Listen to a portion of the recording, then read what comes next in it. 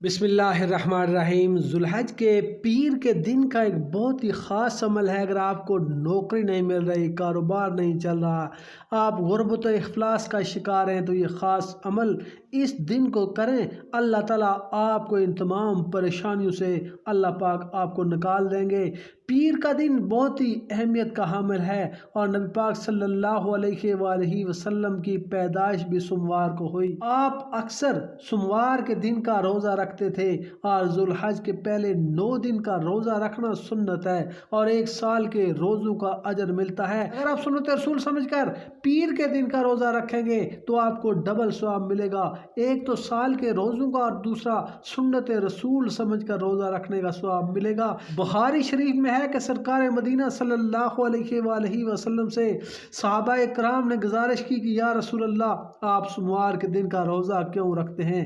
تو آپ صلی اللہ علیہ وسلم نے فرمایا کہ اس دن میں پیدا ہوا، اور میں اپنے پیدائش کے دن روزہ رکھ کر اللہ تعالیٰ کا شکر ادا کرتا ہوں۔ گویا اللہ کی نعمتوں کا شکر روزہ رکھ کر ہے۔ جو روزہ رکھتا ہے وہ نبی پاک صلی اللہ علیہ وسلم کی پیدائش کی خوشی کا اظہار کرتا ہے، اور سنت رسول پر چلتا ہے۔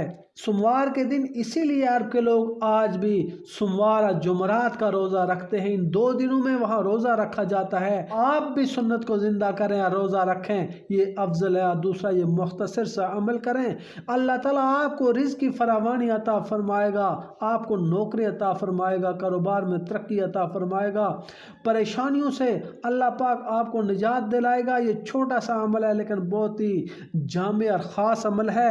آپ نے سورۃ العصر کو 41 بار پڑھنا ہے، دعا کرنی ہے۔ اللہ تعالیٰ آپ کو نعمتیں عطا فرمائے گا، پریشانیوں سے نجات دے گا۔ اللہ پاک آپ کو نوکری اور کاروبار میں ترقی عطا فرمائے گا، آپ خوشحال ہو جائیں گے۔ آپ اس کو پیر کے دن کریں، انشاءاللہ تعالیٰ آپ کو اس کا بہت زیادہ فائدہ حاصل ہوگا۔